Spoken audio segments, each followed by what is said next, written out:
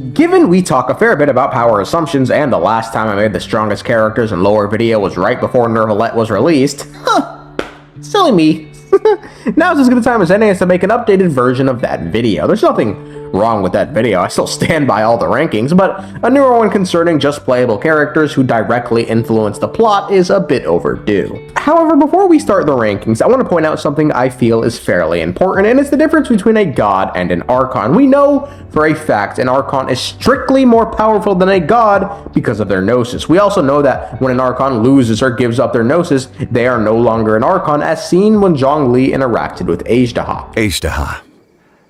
I am no longer the Geo-Archon. I can sense it.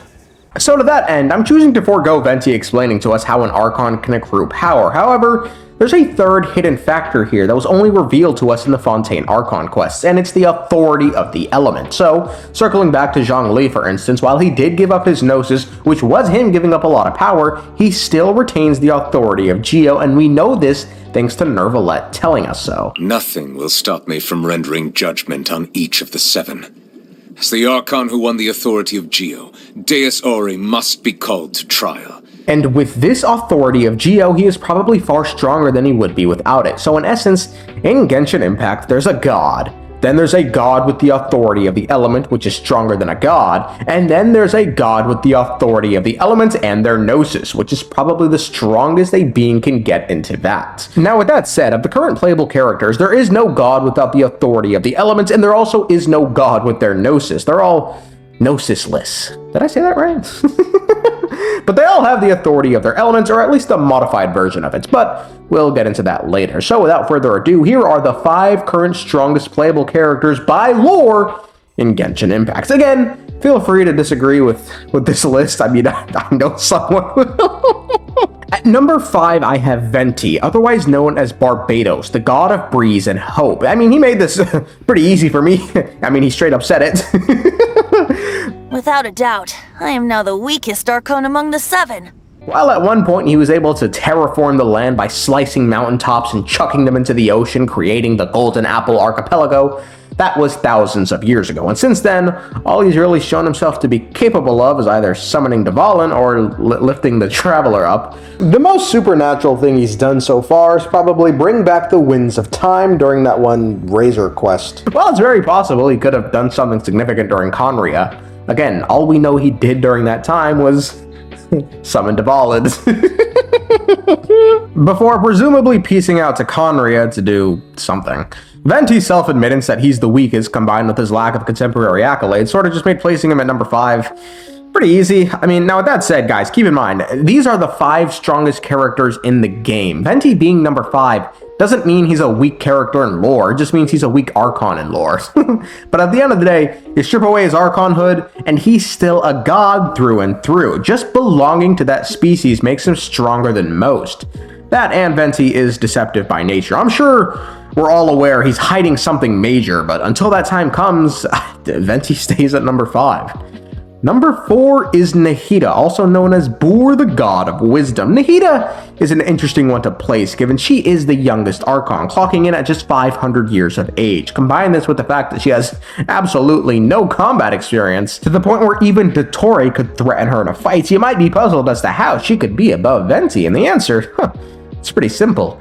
This bitch has mind control powers. In the short time we spent with her, she performed some pretty outrageous acts, such as putting like 10 people to sleep instantly, something so powerful it instantly gave her identity away as the god of wisdom. She is capable of reading the minds of everyone in Teyvat and can control the consciousness of seemingly anyone, be it mortals, machines, or even the Traveler. Her degree of control over this ability is also high, as she has shown she can swap consciousness with people or simply take it over. She has also shown she can shimmy sham her way into people's dreams on some Freddy Krueger shit and talk with people talk with people in their minds, invited or otherwise. So while yes, Nahida is probably the least physically capable god of the bunch, her control over people's minds is far too great to ignore, and given the ease with which she was able to hijack the Traveler's mind, it makes you wonder just what is she capable of versus the rest of the gods. Now these next two are honestly interchangeable, so if you're mad at me, just like headcanon them flipped.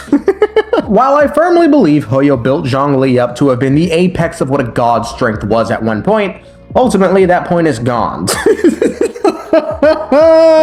What the fuck?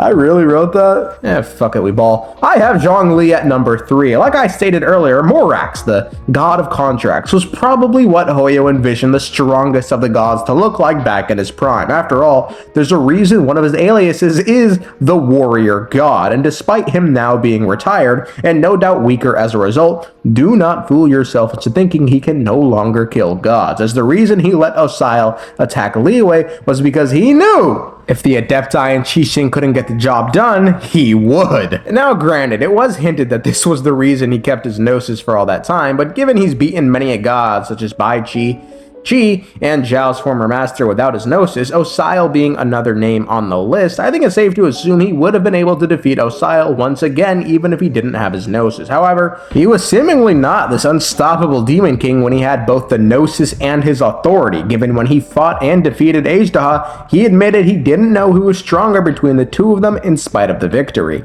Despite being known mostly for his combat capabilities, interestingly enough, Morax is also capable of some sort of dream walking. He did use an Adepti art to inform the Qixing that Rex Lapis was still alive.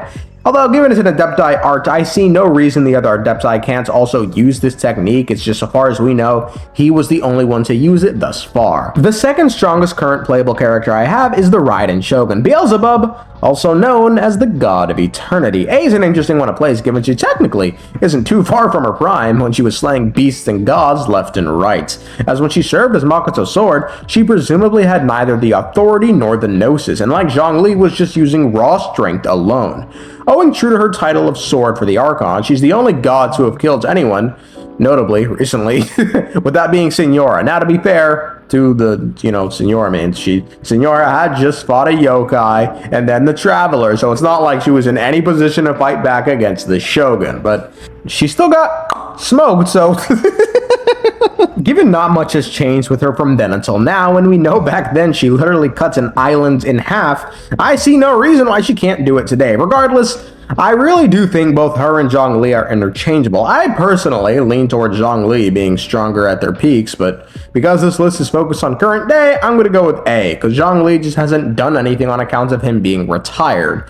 And finally, at number 1, I feel like this is pretty obvious, but it's Neuvillette, the Dragon Sovereign of Water. The interesting thing about Neuvillette is that he isn't a god, the only one on this list, but rather he is a Dragon Sovereign, one of 7 and the strongest among the Bishop race. I have Neuvillette as the strongest character in Genshin Impact for a couple of different reasons. Despite his accolades not being as impressive as someone like A or Zhongli on paper, him being a sovereign trumps that, given he's a direct reincarnation of the original Hydro Sovereign to the point where he inherited his memories and his power. That means he's someone capable enough to fight the Heavenly Principles, given he already did that in his past life. The Archons have absolutely no power over the Heavenly Principles and are subservient to them.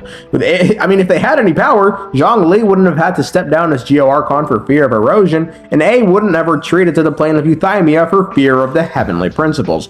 Another thing I wanted to touch on was authority. Everyone on this list has authority over their respective element, but Neuvillette's is different. Neuvillette's has total authority over Hydra, which is something even the other gods on this list don't seemingly have. We know something is off with their authority thanks to them not being able to directly hand out gnosis as opposed to someone like Neuvillette who can. Odds are Celestia still retains full authority over the others with the throne. And keep in mind, bro, authorities come from the sovereigns. It's where the Archons get their power from. The sovereigns have to be stronger as a race. I mean, you can feel free to disagree. I'm sure we'll discuss. We'll have lovely discussions. But with that said, that's the list. I'm sure the 5 names on this list are correct, and that the number 5 and number 1 spot are correct, and also 2 and 3 and 4. You know what? I think this is a perfect list.